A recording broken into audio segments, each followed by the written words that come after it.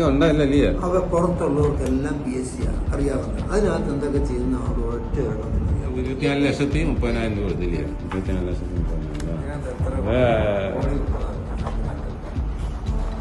പൊതുമേഖലാ സ്ഥാപനമായ KMML ജോലി.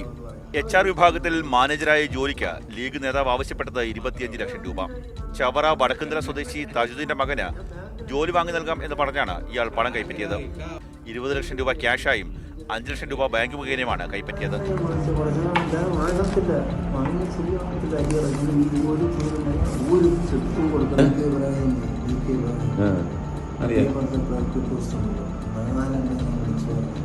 മുസ്ലിം ലീഗ് നേതാക്കളും മുൻമന്ത്രിമാരുമായ PK കുഞ്ഞാലിക്കുട്ടി, PK ഇബ്രാഹിം കുഞ്ഞ് എന്നിവരുടെ പേര് പറഞ്ഞായിരുന്നു പണം വാങ്ങിയത്.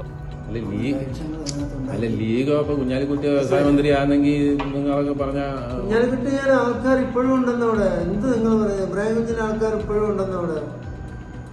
അവർക്കൊരു കാര്യം പറഞ്ഞ് വിളിച്ചു പറഞ്ഞാൽ കേൾക്കാൻ. ഞാൻ ചോദിക്കട്ടെ, ഈ ഒരു പോസ്റ്റിന് വേറെ തെളിവ് വരുത്തില്ലയോ? പണം നൽകി 2 വർഷം കഴിഞ്ഞിട്ടും ജോലി ലഭിച്ചില്ല. പണം തിരികെ ചോദിച്ചപ്പോൾ അബ്ദുൽ വഹാബ് ഭീഷണിപ്പെടുത്തി.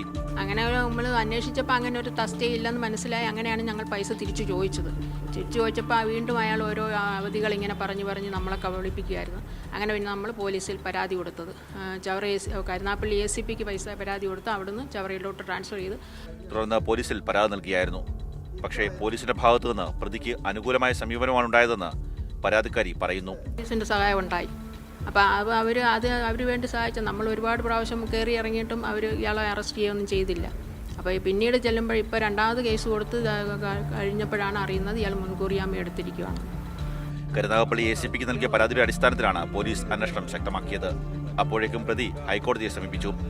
പ്രതിക്ക് ഹൈക്കോടതിയിൽ നിന്ന് 2 ആഴ്ചത്തെ സാവകാശം ലഭിച്ചുവെന്നും ഉടൻ വിളിച്ചു വരുത്തി ചോദ്യം ചെയ്യുമെന്നുമാണ് ചവറ പോലീസിന്റെ നിലപാട്. മുൻ മന്ത്രിമാരായിട്ടുള്ള PK കുഞ്ഞാലിക്കുട്ടിയുടെയും ഇബ്രാഹിം കുഞ്ഞിന്റെ അടക്കം പേരുകൾ പറഞ്ഞുകൊണ്ടാണ് ഇത്തരത്തിലുള്ള തട്ടിപ്പ്. അവരുടെ ആൾക്കാർ ഇപ്പോഴും KMML തന്നെ ഉണ്ട്, ഭരണം പോയാലും KMML തന്നെ ഉണ്ട് എന്ന് പറഞ്ഞുകൊണ്ടാണ് ഇത്തരത്തിലുള്ള തട്ടിപ്പ് നടത്തിയെന്നുള്ളതാണ് റസിയ ബീവി പറയുന്നത്. ഒപ്പം തന്നെ പോലീസിന്റെ ഭാഗത്ത് നിന്ന്, ചവറ പോലീസിന്റെ ഭാഗത്ത് നിന്ന് ഇയാൾക്ക് മുൻകൂർ ജാമ്യം നേടാൻ വേണ്ടിയുള്ളൊരു സഹായം ഉണ്ടായിട്ടുണ്ടെന്നുള്ള ആരോപണം കൂടി ഉന്നയിക്കുന്നുണ്ട്.